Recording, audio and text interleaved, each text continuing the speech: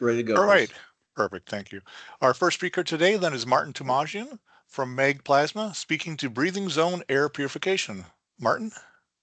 Thank you, Chris. It's my pleasure to kind of kick off everything today. Tell you a little bit more about this technology that we've developed in concert with DHS for border protection as a first responder carryover. We think this is something that will easily fit into the first responder community, and we're excited to tell you a little bit about it today. So the first question is, who benefits from a BZAP? Again, BZAP stands for Breathing Zone Air Purifier. So we're cleaning the air that's being exhaled by somebody that you are coming in contact with, whether that's a detainee, a patient, anyone that you're coming in close contact with inside a vehicle, transport, or anything like that. So people who benefit from this, whether it's Customs and Border Protection, law enforcement, ambulance, EMT, or even a myriad of other folks who potentially have that face-to-face or near-face contact. If you have someone who's got an unknown health status, you're going to benefit from one of these devices. So before we get into how our device works, we want to basically compare border protection, law enforcement, EMT. What's it like in your life? So you all face long shifts, high physical stress. Some of the encounters can go from very routine to almost instantaneously high pressure, high exertion, whether it's with a patient that may be having a problem or with a detainee who suddenly decides he doesn't want to go quietly or peacefully. You're going to run into somebody who's going to potentially not cooperate with you and put you in a potentially adverse health as also risk environment. Bottom line is when you go to work in the morning, you should expect to be able to come home from work that day safely to your families, not bring anything home to them, and securely. So we're about trying to help you do that. When we first got started on this program, COVID was at its height. Even though our device is not a COVID specific thing, it's any health related issue. We were surprised to find out how significant of an impact COVID was for law enforcement. If you look at the stats here, line of duty deaths for law enforcement across the country, almost 70% of line of duty deaths back in 2021 were COVID related. We were pretty surprised by that, to be honest. We thought that with the type of work you guys do and the counters you have, that it would be much lower than that, or that other health issues would potentially be higher on that list. So we were surprised that this unknown health status caused that kind of impact. So having a device that can protect you from any potential contagion, we found to be very useful and something that we thought you might be wanting to have in your arsenal. So current technology, we're all familiar with the N95 masks shown on the left. Works okay to protect you from what someone else is breathing out, but only if it's worn properly. A lot of the people that you're encountering are not going to want to wear it properly or are going to fight you on it. So it's not necessarily a great protection, for you from people that you're working with. The middle picture is for ultraviolet light. Ultraviolet light is useful, but it has a serious drawback in how long it takes for it to be effective. As well as anything that is shaded from the light doesn't get disinfected. Far right supplied air, that's the gold standard for protecting you, but it's cumbersome. You usually need additional training, and it makes doing your daily duties very difficult to do. So although supplied air is going to give you the most protection, it's not really something that's viable for most of you. So before we get started in a sec, I want to just kind of summarize some of the system requirements we had when we were working with DHS. Again, this was going for border protection vehicles, so similar to law enforcement. We had to make sure that we put nothing inside the detainee cabin. That way the detainees couldn't use the device as a weapon.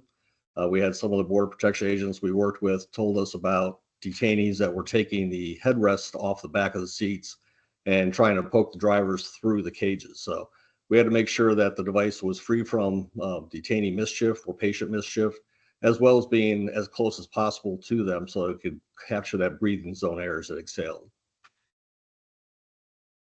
So how does our system work? The picture on the left, and we'll show you more pictures of this later, that's our 5th generation prototype. This was actually taken on a field deployment down in El Paso working on border protection last fall. But it's basically a small device, fits in the back of the vehicle. It can also be separated into components and fit in interstitial spaces, around vehicles. And I'll show you an ambulance later with some areas that we're working on, employing this in the side pockets, so to speak, so it can't interfere with the space that you work. We know space is a premium for everybody, whether it's for holding your gear or just working around your patients, that we want to make sure that we don't interfere with that space. But essentially what we're trying to do is capture anything that's exhaled by the person that you're working with, pulled into the device, and rapidly disinfected and killed. We're doing that with a high energy plasma field, as seen in this picture here. That purple glow is the plasma being activated. Think of this as like what's going on inside a neon light bulb. Plasma is the fourth state of matter. So you've got solids, liquids, gases, and plasmas are above gases.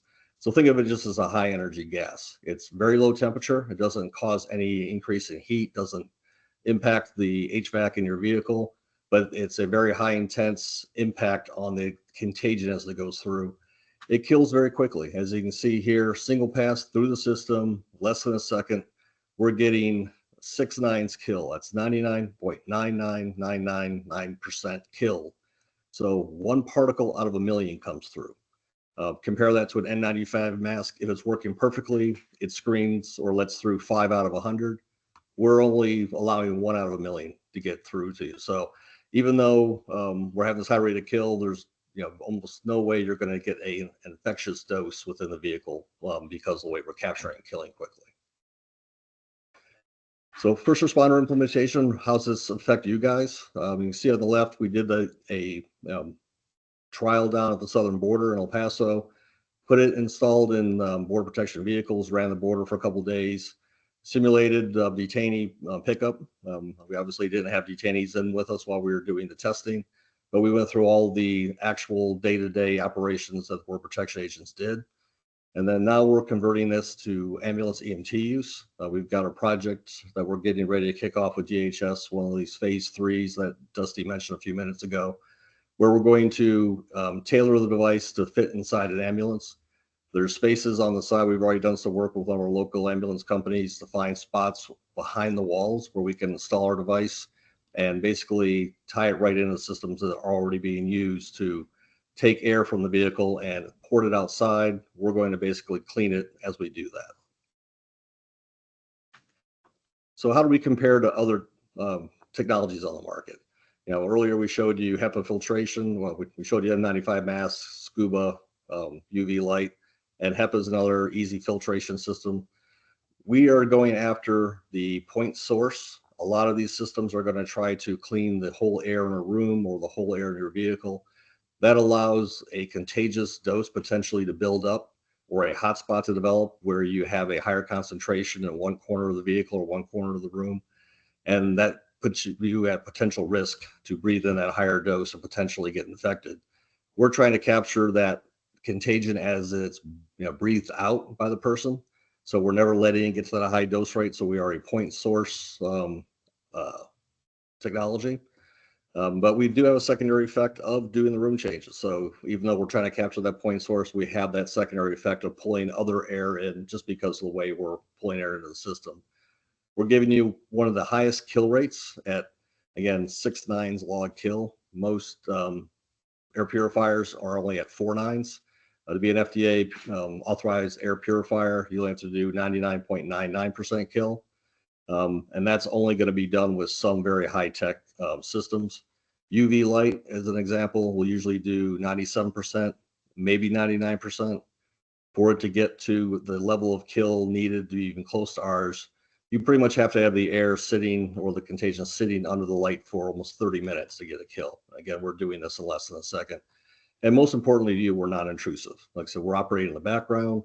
It's something that you're not going to see. Our blower noise is about equivalent to the HVAC blower on your air conditioner in your vehicle. So it's nothing that's going to be a significant impact on you or your operation.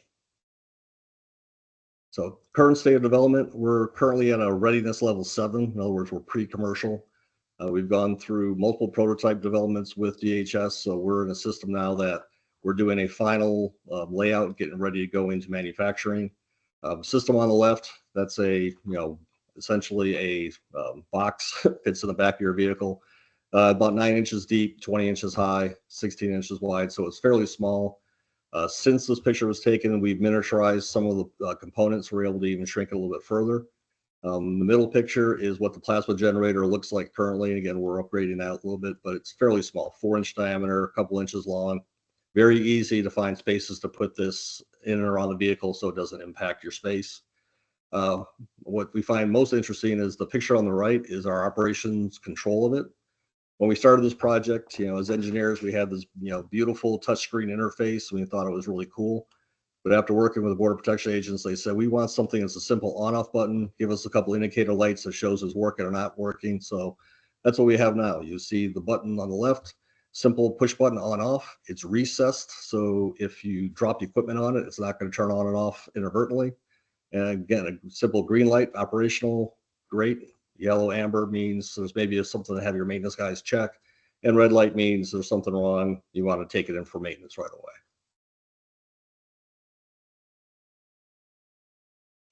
So ongoing development, I mentioned we've got a project where we're tailoring this for first responder use. We're also looking at putting a whole room unit as part of our feedback we got from talking to the Border Protection. A lot of their interface with detainees was not in the vehicles. It was while they're doing processing or one-on-one interviews. So we were putting a system that you can put in a room that would do more close proximity. So again, not looking at a whole room air change as a primary. We're looking at how do you put that air inlet closer to the person so you get that exhaled contagion before it builds up. Getting near the end, so our commercialization plan. Right now, we're working on our commercial production prototype and working with a couple of manufacturers that are going to help us get this into the market. We expect to begin manufacturing in the fall, and around December timeframe, we have something ready to go in a qualification testing, and then sometime shortly after that, begin deployment of our system into the field. Lastly, I'd like to tell you a little bit about us. We are a service-disabled small business located just northwest of Detroit. We're initially focused on taking plasma systems and employing those in industry and areas that you could use plasmas to replace conventional heating.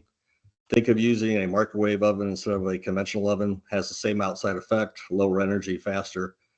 So disinfection is great use of it, but also manufacturing in a couple other areas. Finally, our project team.